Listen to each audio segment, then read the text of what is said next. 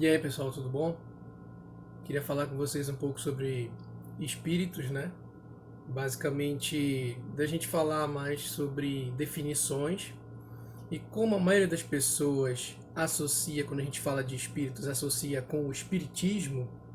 Então eu vou tentar explicar para vocês o mais rápido possível, né, para não ficar muito longo o vídeo, como se deu essa visão que a gente tem hoje sobre espírito, fantasma, né?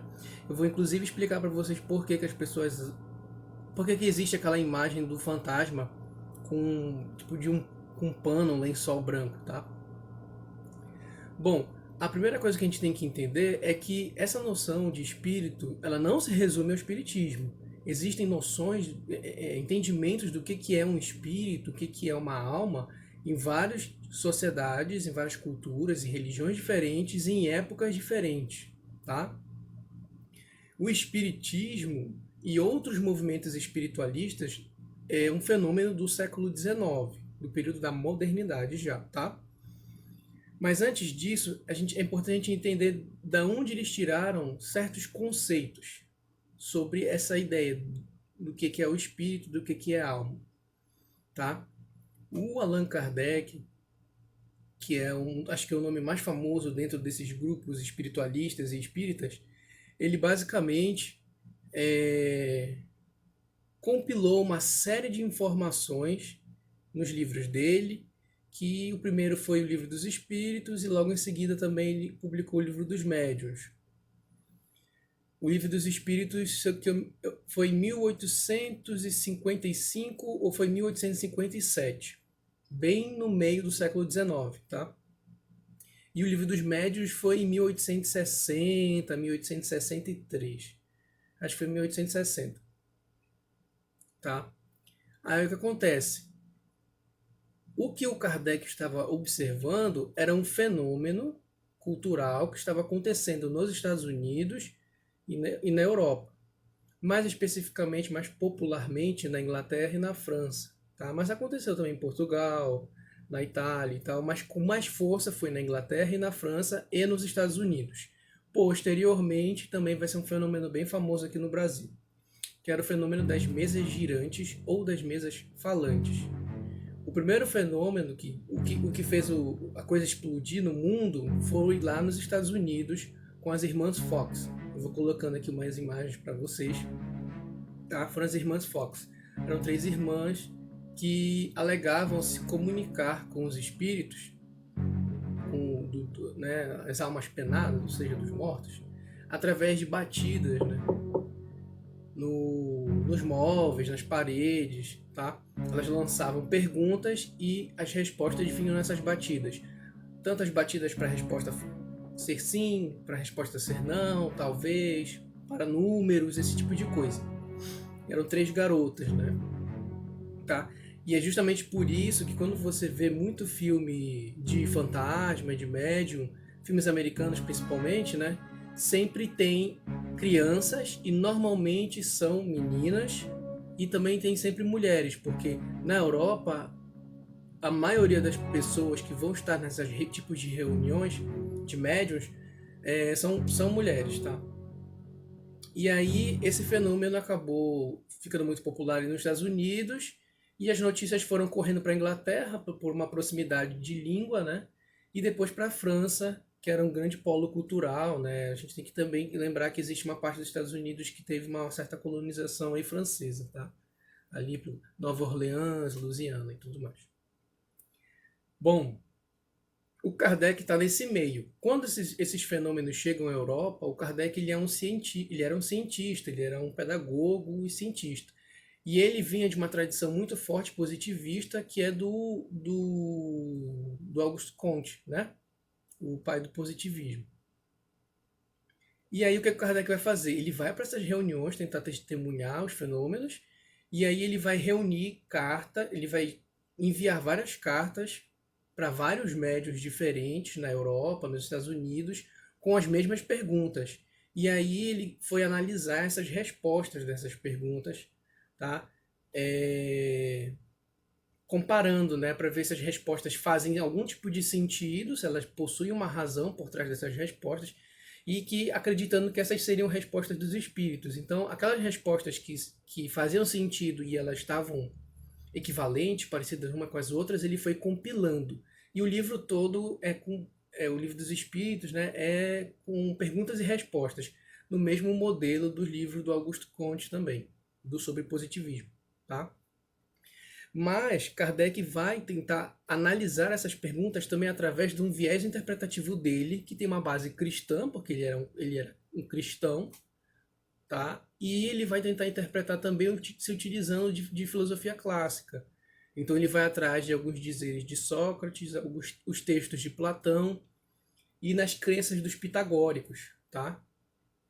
Porque lá em Atenas, Sócrates acreditava que ele acreditava que os pitagóricos estavam certos, que existia sim alma e essa alma transmigrava, era a transmigração das almas.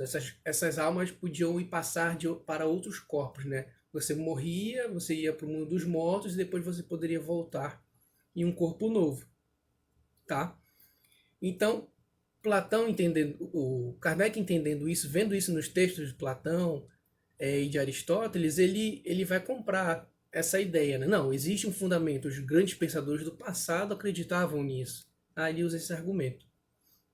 Se você ler o Livro dos Espíritos, tem lá na introdução, no prefácio, nos comentários, ele sempre citando, né, Platão, Aristóteles, os pitagóricos, e ele inclusive tem trechos que ele diz que o espírito que deu essa resposta, esse texto, era Sócrates. Em outros trechos também ele vai dizer que é São Tomás de Aquino. Em outros textos ele vai falar sobre outros religiosos, né? Então você vai ver que no espiritismo sempre se manifestam aí pessoas muito importantes e cultas, né? Filósofos, padres, bispos, papas, médicos, né? E aí o que acontece? Mas esses fenômenos eles não vão simplesmente sintetizar no espiritismo. O espiritismo é uma organização.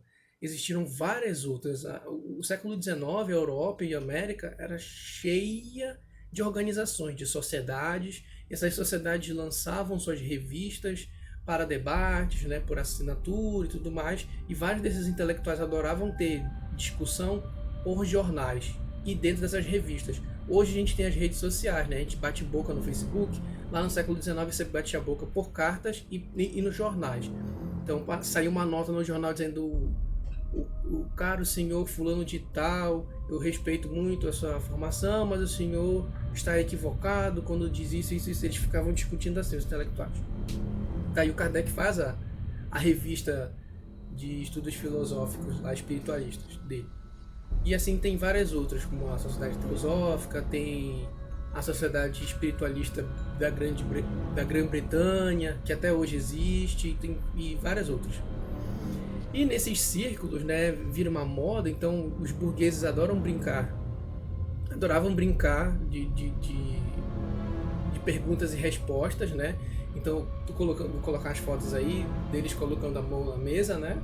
E aí a mesa respondia, girando. Mais tarde, um cara nos Estados Unidos vai criar a tábua Ouija como um brinquedo até, direcionado para crianças, pode ver só.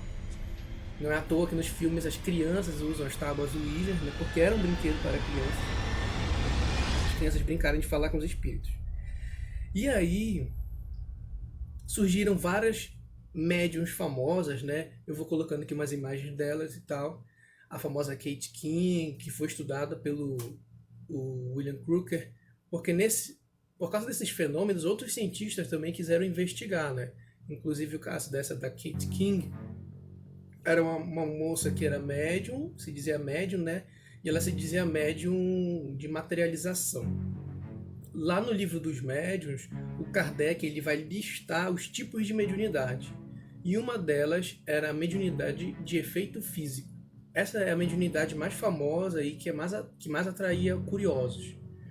Que é essas mediunidades que faz as coisas se moverem, faz os espíritos aparecerem para todo mundo ver, né? Ou seja, um fenômeno de materialização, tá? E A Kate King era uma dessas médiums que ela materializava uma entidade que se chamava Kate King, quer dizer, a médium tinha outro nome.